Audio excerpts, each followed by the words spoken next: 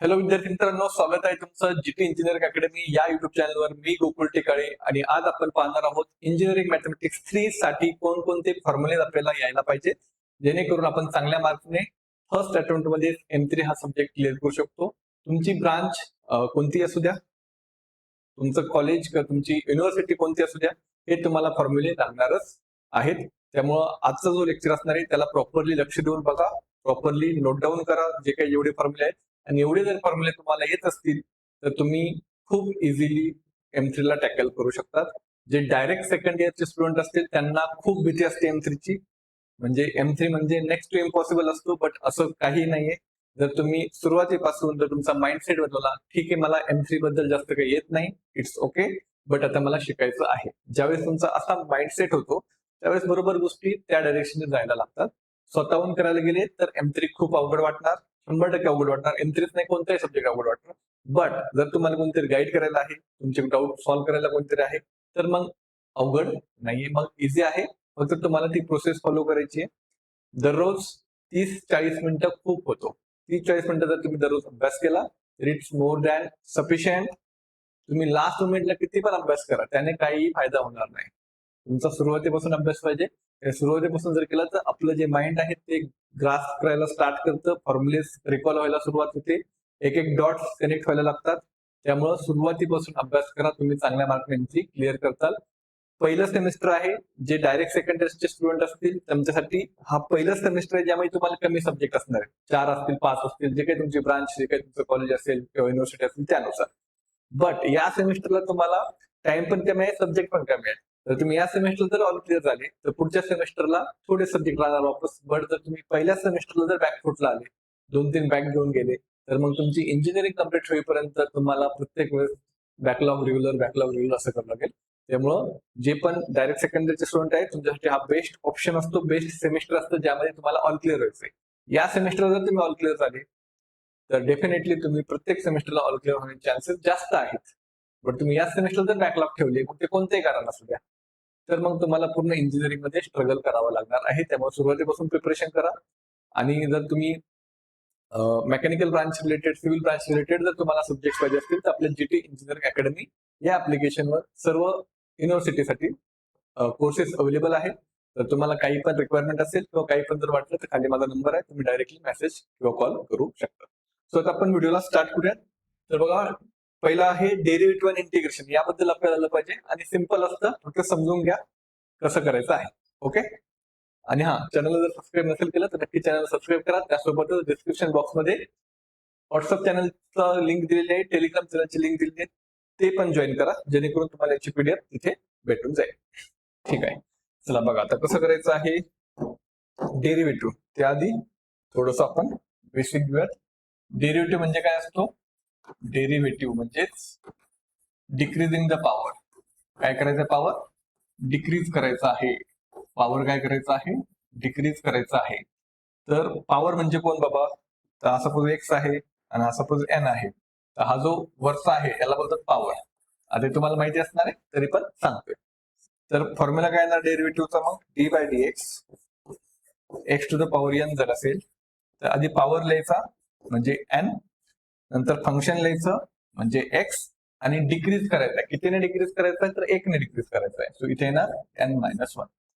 तर कधी पण लक्षात ठेवायचं, डेरिव्हेटिव्ह काढायचा म्हणजे पॉवर 1 ने कमी झालाच पाहिजे. पॉवर मधून 1 मायनस करायचा आहे. फॉर एक्झाम्पल एक्स स्क्वेअर असेल, त्याचा आपल्याला डेरिव्हेटिव्ह करायचा आहे. तर काय येणार आन्सर? आधी मी पॉवर लिहिणार 2, नंतर फंक्शन लिहिणार एक्स, नंतर यातून 1 कमी करणार.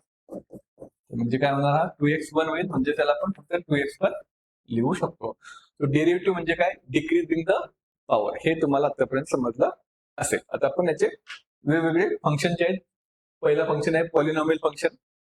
तर पॉलिनॉमियल फंक्शन म्हणजे काय? जो एक्सच्या फॉर्म मध्ये असतो, x square, x cube, x3/2 एक्सच्या पॉवर मध्ये असतो, तर त्याला बोलतात काय? Polynomial function. ठीक आहे. तर आता आपला डेरिव्हेटिव्हचा बेसिक फॉर्म्युला इथे पुन्हा लिहितोय मी. X to the power n असेल तर एन एक्स n-1. आधी पॉवर लिहायचा आहे, फंक्शन लिहायचं आणि पॉवर वर नाही कमी कर. इथे एक्स स्क्वेअर आहे तर काय येणार? 2x, 2 - 1 म्हणजेच काय येणार? 2x आन्सर येणार. एक्स टू द पॉवर 7 आहे, आधी पॉवर लिहिला मी, नंतर फंक्शन लिहिलं मी आणि पॉवर मधून एक कमी केलं. 7 मधून एक कमी केलं डायरेक्टली लिहितो मी 6 असणार. एक्स टू द पॉवर 3/2 आहे, तर इथे आधी पॉवर लिहिला, नंतर फंक्शन लिहिलं, पॉवर मधून एक कमी केला 3/2 - 1. तर इथे काय आन्सर येणार मग 3/2. एक्सचा पॉवर 3/2 - 1 हा येईल 1/2. नंतर कोणताही कॉन्स्टंट असेल तर त्याचा काय असतो डेरिव्हेटिव्ह 0 असतो. त्याचा डेरिव्हेटिव्ह काय असतो 0 असतो. कॉन्स्टंट म्हणजे काय येणार, कॉन्स्टंट मध्ये कोणतीही संख्या, कोणताही डिजिट 1 2 3 -1 2 3 कोणताही डिजिट असेल त्याचा डेरिव्हेटिव्ह काय येणार 0 असणार. सो के चा derivative 0.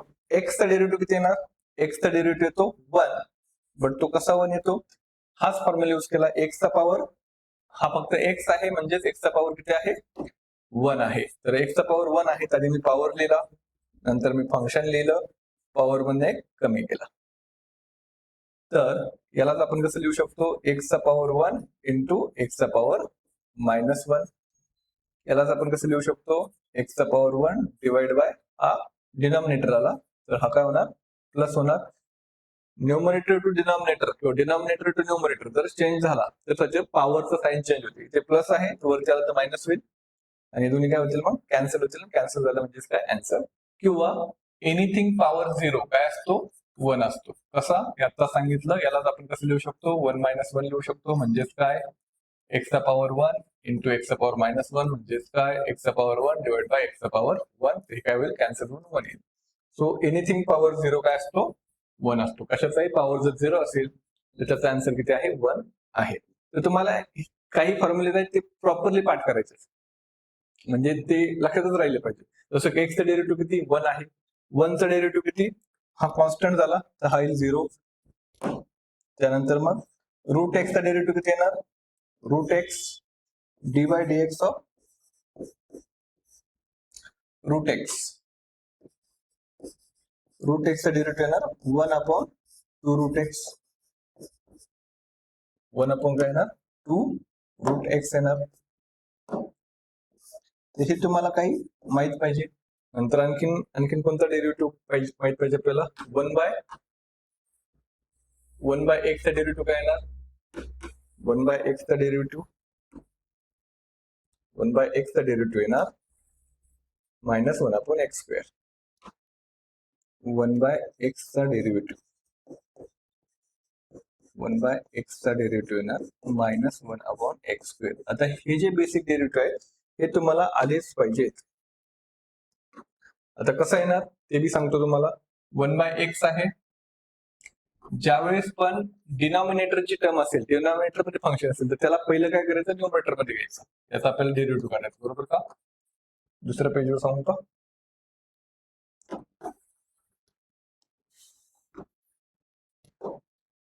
Derivative of 1 bye x म्हणजेच काय, डेरिव्हेटिव्ह ऑफ हा जो एक्सचा पॉवर 1 आहे तो जर न्यूमरेटरला गेला तर काय होईल मायनस होईल. आपला बेसिक फॉर्म्युला यूज करा, मायनस आधी 1 पॉवर घेतला, नंतर फंक्शन घेतलं, पॉवर मध्ये कमी केला, म्हणजेच काय येणार एक्सचा पॉवर -2 येणार. म्हणजेच काय येणार, हा जर खाली आला डिनॉमिनेटरला तर पॉझिटिव्ह होईल, तर x². तर 1 बाय एक्सचा डेरिव्हेटिव्ह काय आहे, 1 बाय एक्सचा डेरिव्हेटिव्ह आहे -1/x². हे तुम्हाला माहित पाहिजे. डेरिव्हेटिव्ह पार्ट झाला तर इंटिग्रेशन ऑटोमॅटिक येणार. 1 बाय एक्सचं डेरिव्हेटिव्ह कसं आलं ते पण सांगितलं मी तुम्हाला. ज्यावेळेस पण डिनॉमिनेटर मध्ये फंक्शन असेल तर त्याला आधी काय करायचंय न्यूमरेटरला न्यायचंय आणि नंतर मग बेसिक फॉर्म्युला वापरायचा. त्यासोबतच आणखीन एक रूटचा सांगितलं होतं मी तुम्हाला, root x, derivative of root x. तर याचं कसं येईल आन्सर. आता रूट म्हणजेच काय असतो, रूट म्हणजेच असतो पॉवर 1/2.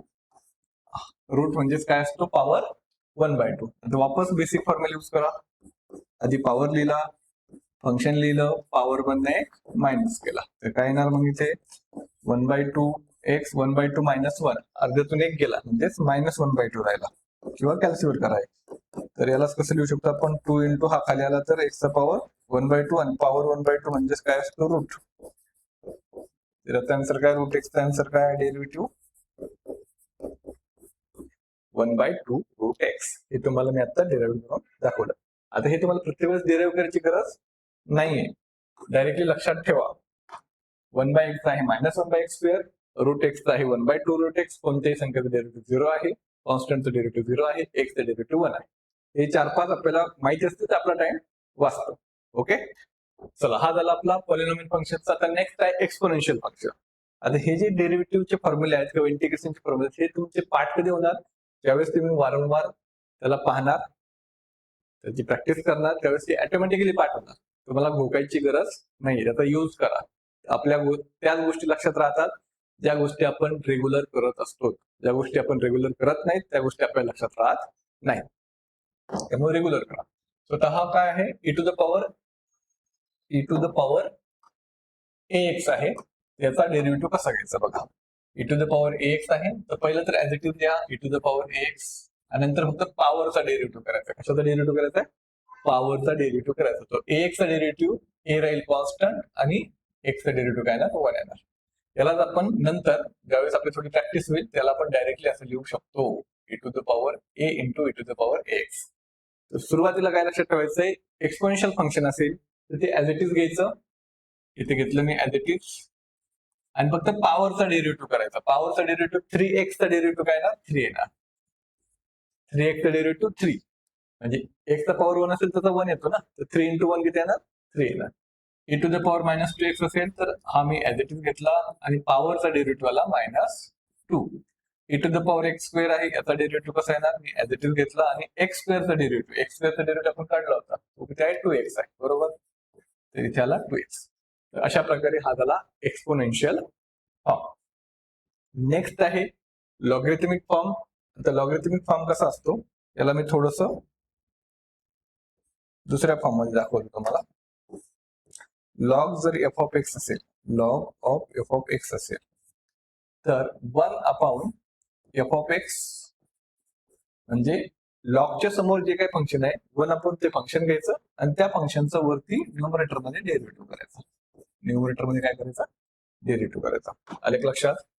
पुन्हा एकदा सांगतो, लॉगरिथमिक फंक्शन असेल तर 1 अपॉन लॉगच्या समोर जी काही टर्म असेल, एफ ऑफ एक्स आहे ती घेतली F of x as it is, नंतर या एफ ऑफ एक्सचा वरती न्यूमरेटर मध्ये डेरिव्हेटिव्ह करायचा. F dash of x dash म्हणजे डेरिव्हेटिव्ह. म्हणजेच काय, for example derivative of log ax आहे, लॉग ax, त्याचा डेरिव्हेटिव्ह काय येणार, 1 अपॉन लॉगच्या समोरचं फंक्शन दॅट इज ax, आणि ax चा डेरिव्हेटिव्ह काय येणार, इथे a येणार, ते a कॅन्सल करून आन्सर येणार 1/x. लॉग x असेल तर 1 अपॉन लॉगची समोरची टर्म x, x चा डेरिव्हेटिव्ह 1, म्हणजे आन्सर किती आलं, 1/x. Log of sign x असेल तर 1 अपॉन लॉगच्या समोरची टर्म साइन x, आणि साइनचा डेरिव्हेटिव्ह येणार इकडे cos x. तर हा झाला लॉगॅरिथमिक फंक्शन. आय होप की तुम्हाला हे समजत आहे. प्रॉपरली प्रॅक्टिस झाली तर आणखी तुमचे प्रॉपरली पाठ होतील.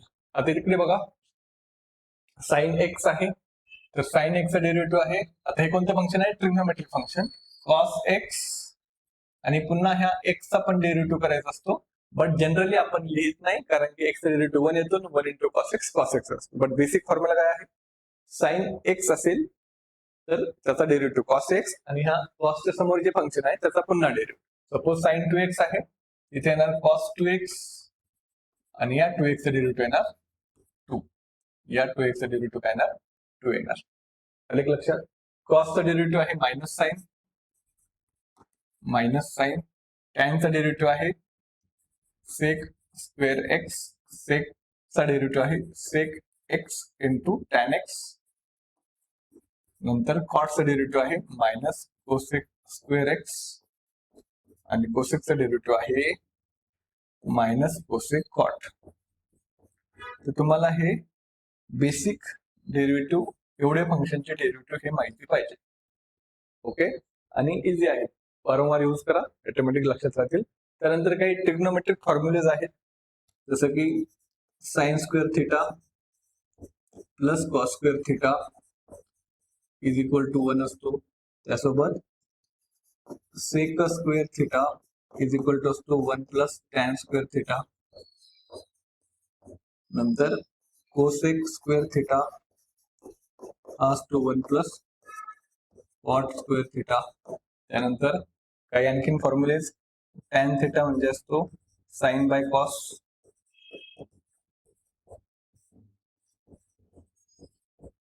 नंतर पुढे कॉट थिटा असतो टॅनचा अपोजिट म्हणजेच कॉस बाय साइन. त्यानंतर आणखीन काही फॉर्म्युले आहेत. साइन आणि कोसेक रेसिप्रोकल असतात. Sine theta is equal to 1 by cosec theta, cos theta is equal to 1 by sec theta, आणि टॅन थिटा आणि कॉट थिटा कसे असतात ते पण रेसिप्रोकल असतात.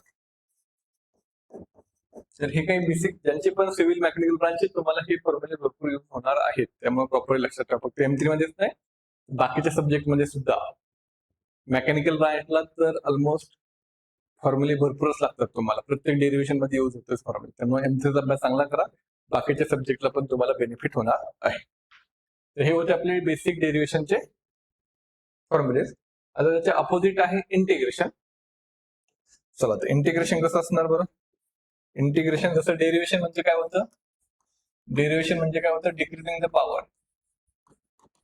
डेरिव्हेशन म्हणजे काय होतं? Decreasing the power. इंटिग्रेशन काय असणार? Increasing the power. पॉवर काय करायचं आता?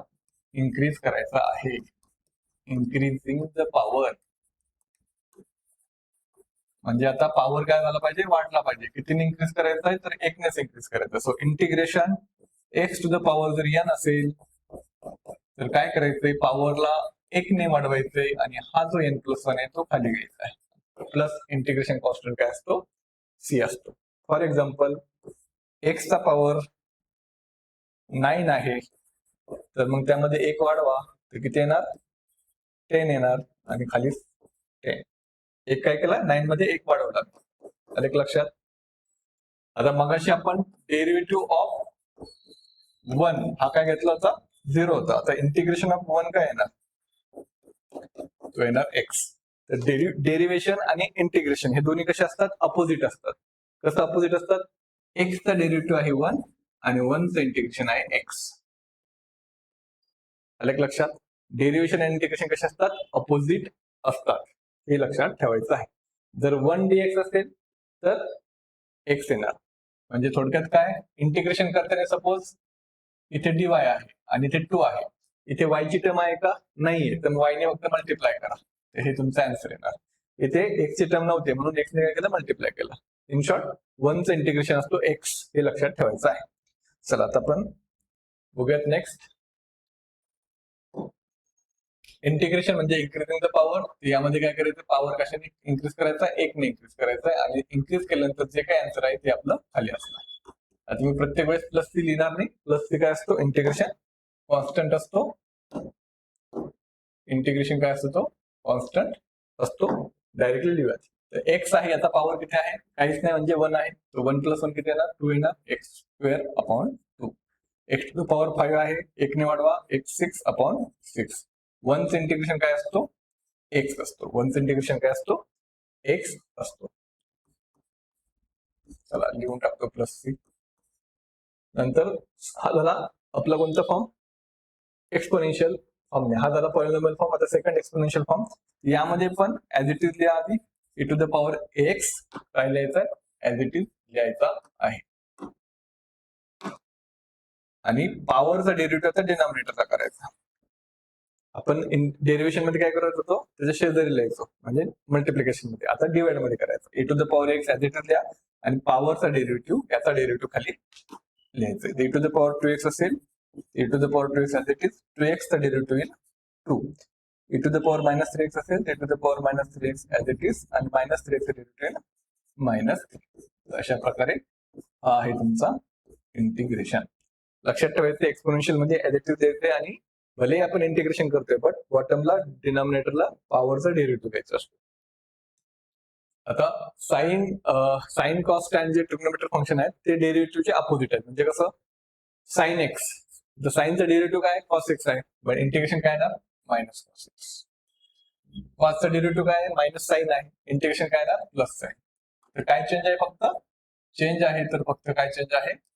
प्लस मायनसचा चेंज आहे. डेरिव्हेटिव्ह पार्ट झाले, इंटिग्रेशन फक्त मायनस ने मल्टिप्लाय करायचं, एवढंच आहे.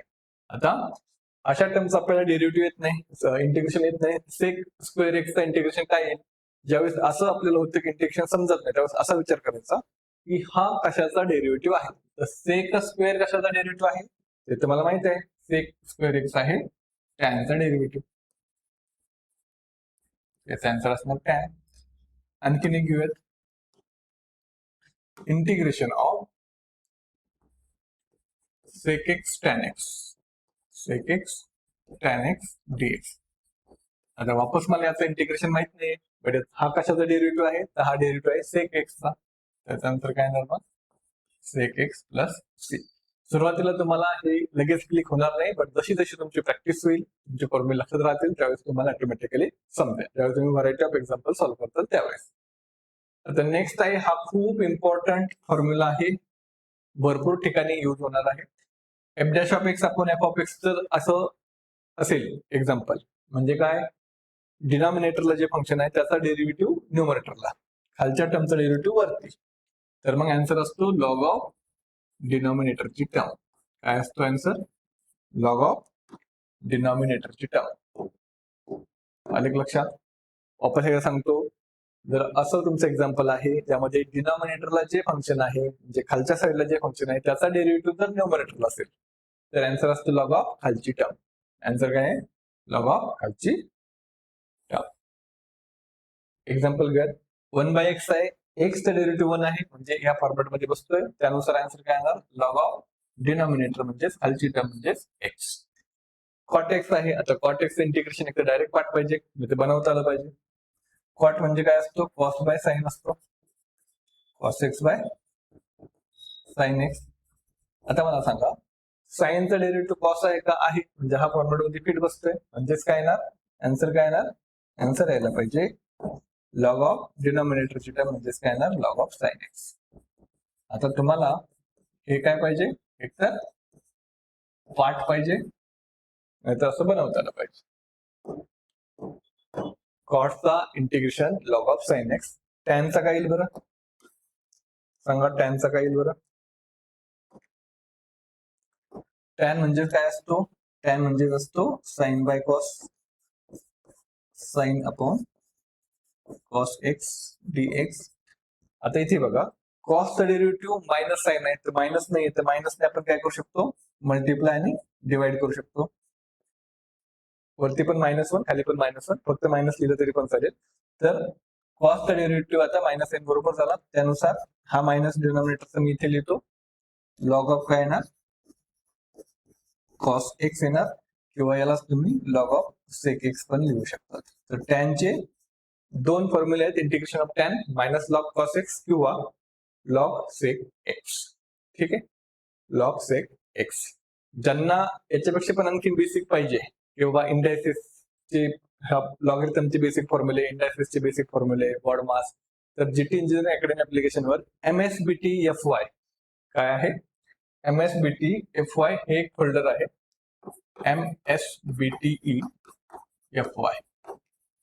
ठीक आहे त्यामध्ये बेसिक मॅथमॅटिक्स कोर्स आहे बेसिक मॅथमॅटिक्स आणि त्यामध्ये एक फोल्डर आहे फाउंडेशन बॅच. त्यामध्ये 4 लेक्चर आहेत फ्रीमध्ये आहेत. ऍप डाउनलोड करा त्यामध्ये एकदम बेसिक पाहून घ्या. तुम्हाला बऱ्याचशा गोष्टी येत असतील त्यामध्ये ऑड नंबर काय इव्हन नंबर काय addition subtraction division multiplication BODMAS determinant logarithm हे जे काही आपलं 10वी पर्यंत 12वी पर्यंत बेसिक होतं ते सर्व घेतलेलं आहे. अनलॉक आहेत PDF पण आहे त्याच्यामध्ये. जर तुम्हाला खूपच मॅथ वीक वाटत असेल आधी तर तो पण 4 लेक्चर पाहून घ्या तुमचे बरेचसे डाऊट क्लिअर होतील. ते हे झालं. आता पुढे आहे कॉस स्क्वेअर एक्स आणि sine square x example. Cos square एक्सचा फॉर्म्युला आहे 1 plus cos 2x upon 2. Sine square आहे 1 माइनस कॉस 2x अपॉन 2. तर साइन हा निगेटिव्ह आदमी है. साइन कैसा आदमी है नेगेटिव्ह आदमी है तो हर बार साइन के वक्त बहुत बार नेगेटिव्ह आने वाला है. तो साइन स्क्वेअर एक्स है तो 1 माइनस कॉस 2x अपॉन 2. आता हा फॉर्म्युला तुम्हाला माहित असेल a plus b bracket square a square plus 2ab plus b square a minus b a square minus 2ab plus b square a plus b bracket cube a cube plus 3a square b plus 3ab square plus b cube. a minus b cube मध्ये फक्त पहिला plus आहे, दुसरा minus आहे, तिसरा plus आहे, चौथा minus आहे. प्लस मायनस अल्टरनेट करायचं. तर पहिला ए क्यूब मायनस 3a² बी प्लस 3ab² आणि मायनस बी क्यूब. तर हे 4 फॉर्म्युले पण आपल्याला यूज होतील. आणि साइन कॉसचे जे ट्रिग्नोमेट्रिक फंक्शनचे फॉर्म्युले आहेत हे पण, त्याचे पण सिंपल ट्रिक सांगतो तुम्हाला कसं करायचं आहे बघा. साइन ए कॉस बी आहे. आधी हे 4 लक्षात ठेवायचे लेफ्ट साईडचे. साइनने सुरुवात झाली पाहिजे, साइनने एंड झाला पाहिजे. साइन ए कॉस बी, त्याच्या उलटा कॉस ए साइन बी, नंतर दोन्ही कॉस ए कॉस बी आणि दोन्ही साइन ए साइन बी. तर काय आहे 1/2 साइन ए कॉस बी आहे. पहिल्या लक्षात ठेवायचा फॉर्म्युला. साइन ए कॉस बीचा 1/2 sign A plus B plus cos A plus B, sorry plus sign A minus बी. पहिला फॉर्म्युला काय आहे साइन ए कॉस बीचा साइन ए प्लस बी प्लस साइन ए मायनस बी. इथपर्यंत ठीक आहे. दुसऱ्या फॉर्म्युल्याला प्लसच्या ऐवजी फक्त मायनस करा. प्लसच्या ऐवजी काय करायचंय मायनस करायचंय. तिसऱ्या फॉर्म्युल्याला पहिला जो फॉर्म्युला आहे साइन साइनचा त्याच्या ऐवजी कॉस करा. Cos A plus B plus cos A minus बी. आणि चौथ्या फॉर्म्युल्याला या दोघांना अल्टरनेट करायचे. आधी हा घ्यायचा कॉस ए मायनस बी, नंतर हा घ्यायचा कॉस ए प्लस बी आणि मध्ये मायनस लावायचा. तर प्लस मायनस असा हा फॉर्मॅट आहे. आलं की लक्षात. पहिला फॉर्म्युला लक्षात ठेवायचा साइन ए कॉस बी म्हणजे काय 1/2 साइन ए प्लस बी प्लस साइन ए मायनस बी. पुन्हा एकदा लिहून दाखवू का.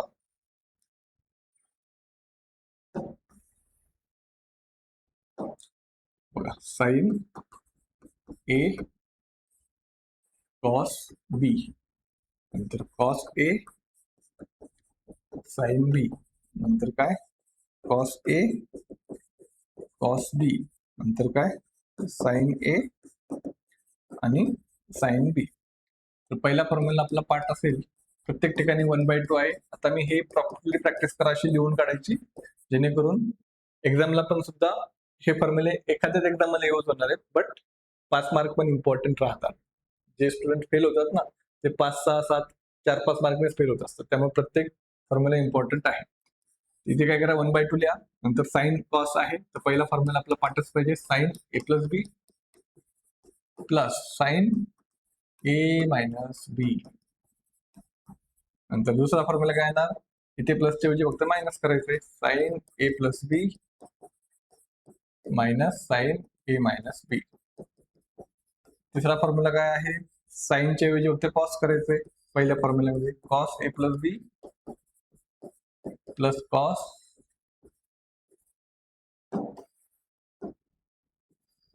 ए मायनस बी. आणि लास्ट आहे ह्या दोघांना अल्टरनेट करायचे cos A minus B cos A plus बी आणि मध्ये काय येणार मायनस साइन प्लस मायनस. अशा प्रकारे तुम्ही हे लक्षात ठेवू शकतात. हे होते आपले बेसिक फॉर्म्युले. हे फॉर्म्युले तुम्हाला यायलाच पाहिजेत. प्रॉपरली नोटबुक मध्ये लिहून काढा. जिथे तुम्ही अभ्यास करत असतात मोठ्या अक्षरामध्ये चिटकून टाका. जाता येता जितक्या जास्त वेळा तुम्ही पाहता तितक्या जास्त वेळा तुमच्या लक्षात राहायचे जास्त चान्सेस राहणार आहेत. आणि जर तुम्हाला इंजिनिअरिंग मॅथमॅटिक्स 3 मध्ये त्याचा कोर्स पाहिजे असेल तर जीटी इंजिनिअरिंग अकॅडमी ऍप्लिकेशनवर अवेलेबल आहे. तुम्ही डायरेक्टली कॉन्टॅक्ट करू शकता. All the best.